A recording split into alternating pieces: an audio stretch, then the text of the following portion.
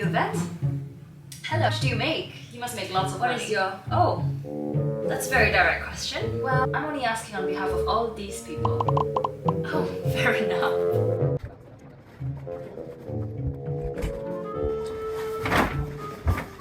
So this is how much I spent with my first paycheck as a vet. It's empty. Let me explain. Okay, so I hope you have yourself a cup of tea. We'll have a sip. Oh, that is hard. Firstly, why does sharing how much you earn online feel like such a scary and awkward topic? And why on earth am I doing this?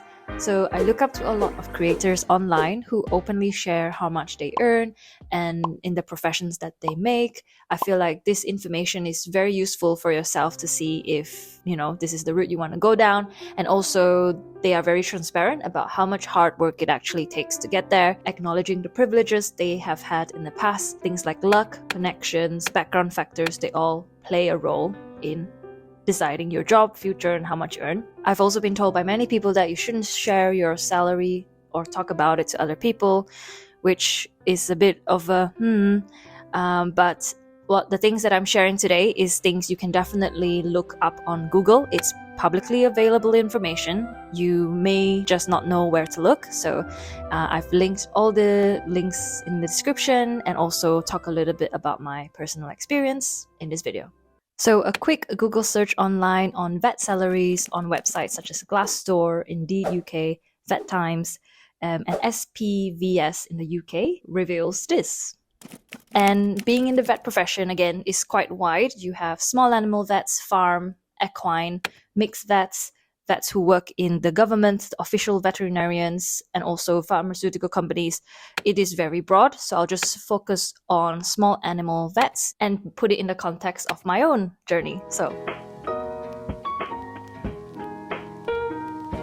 for my salary, I started out with £29,000, which is the standard graduate academy pay that is listed on their website.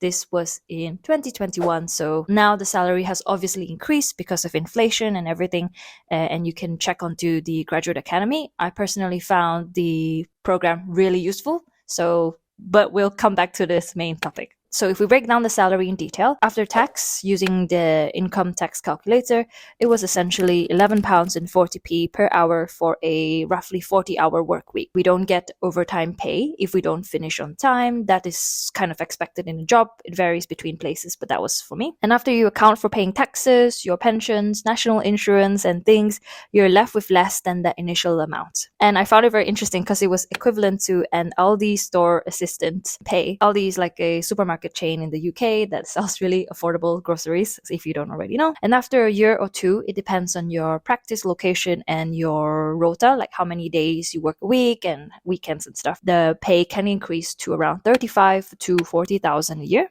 So what does this mean?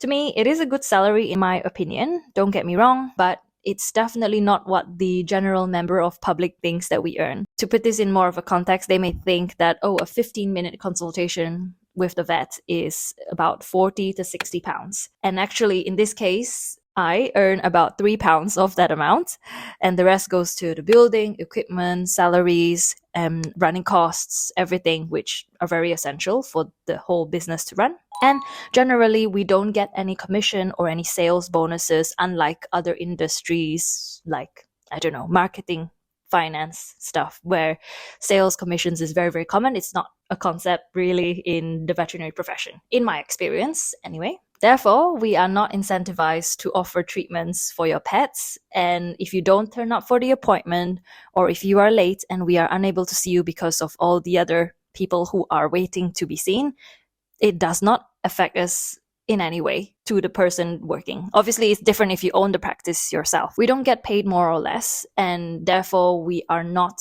swayed by offering you this treatment or this treatment. We really just want to help your pet. The reason why we offer different options is because not everybody can afford the options, and we have to tailor it according to your abilities and needs, which is definitely fair. Like, everyone has different circumstances, or if you have pet insurance or not. So I guess it's just me trying to tell you and being transparent that really this is what we earn, regardless of what option of treatment that you use. So just to let you know this information. However, we do bear the emotional burden of feeling like we could not give that amount of treatment to a pet because of the restricted costs. And we're not blaming anybody or anything, it's just how, unfortunately, sometimes this is how it is. So I feel like this is turning into a little bit of a rant, but sometimes I feel pet owners don't realize how much value they get when they bring their pet to the vets, because although it's a 15-minute consultation, sometimes we may bring a second vet in just to have a second opinion, so that's the price of 2 vets for one. And also, we often take work home, meaning we would spend hours researching, looking at the latest research, or speaking to other vets who are more experienced in that certain fields, just to get more of an idea of if we're missing anything for your pet, missing any treatment or any diagnosis. And these hours that we spent are obviously not paid. So it's for our own conscience to make sure that we're doing the best for your pet. And so I don't know why people keep thinking that vets are money grabbers. Sorry, it's just very hurtful. Anyway, compared to private GP consultation fees, so I'm talking about if we compare the vet GP fees to the human medical GP fees, after doing some Googling online for the private ones, because NHS is free, but for the private ones, it's about £126 per 20 minutes.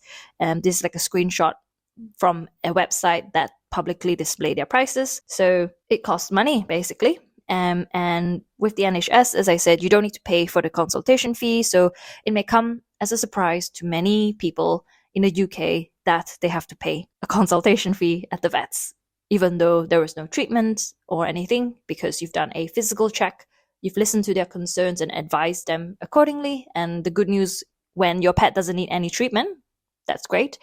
You still have to pay for the consultation, which is the same, just like how you pay for a lawyer for their advice, or if you pay for a mechanic's time, you do need to pay for a vet's time. Another thing to consider is the amount of training investment that it goes to becoming a vet. That's why our consultation fees need to be paid. And yes, the initial degree is quite spenny, which we will go into about shortly.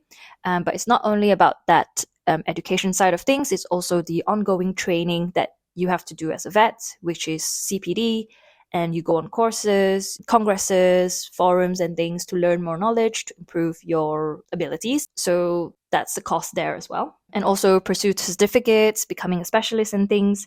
These can cost from a range of hundreds to thousands of pounds to train the vet to be very good at that sort of skill, with the main aim of improving the quality of healthcare in your fur kit. So I realized that this discussion has now strayed away from how much do vets earn to why are vets so expensive. So I'll try to stay back to the main part of this video. But now I would like to address the cost of the veterinary degree. And yes, it is expensive. In the UK, if you are a home student, you will get a loan which you pay back in small chunks after you start working, and then it gets written off after 30 years. And in the States, in America, from what I gather, most vets have to take out loans or scholarships to afford getting into vet school and then pay them off as they go along. And the cost of vet school is much, much higher in the States compared to the UK. So that's probably why in the States, salaries for vets are much higher than it is than in the UK. For any American vets who are watching, please correct me if I'm wrong in saying this, but this is what I understand. So if my parents are watching this, words are not enough to express my gratitude to how much sacrifices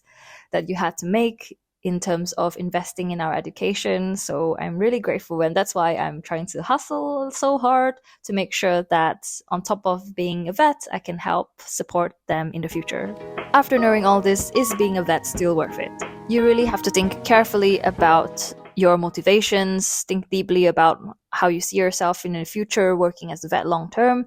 It is not easy, and you could argue that you could work at a different 9-to-5 job and have more sociable hours and potentially better pay, and then spend your free time working at an animal shelter, working with animal charities as a way to get involved with animals in a separate way. It may be easier than going through all the hurdles to get into vet school and then having to be a vet, but it's really up to you. Summary, vets don't earn as much as you might think. I wonder if you had a figure in your head before watching this video, so write it down if you do. I'd be quite interested to see. Obtaining a vet degree is hard. Pets cost money, so really get pet insurance. It will save your life. So definitely invest in pet insurance when you get your pet and make sure you're aware of all the costs involved. Hopefully I'll make a video on that sometime. So the next section is a bit about financial tips that I've learned and also supplementing your income as a vet. As a vet, once you gain experience and you are confident in your abilities, you can become a locum vet, meaning you work extra shifts at a different vet practice or at an emergency out-of-hours provider just to supplement your income. I will definitely keep you updated if I ever get into locuming at the moment when I'm ready. And then non-vet related options to supplement your income. I do understand there's a bit of like side hustle culture or like, yeah, side hustle culture. It really depends. You don't have to make everything about making money, and obviously as a vet you do need things outside of being a vet to actually survive. And what I mean by this is that we do need other things like hobbies. It could be non-monetizable hobbies such as like baking, running, things like that, socializing with your friends. That's very, very important. If these activities allow you to self-actualize and gain fulfillment in your day-to-day life. Brief segue on self-actualization is something that I've read on Grace Beverley's book recently, which I may make a little summary about it later. These kind of other activities can really supplement and also give you more energy to do your day-to-day work and help you find meaning so that you're not just tied to your identity as a vet. You are also exploring other interests because you are a human being who is not a one-dimensional person.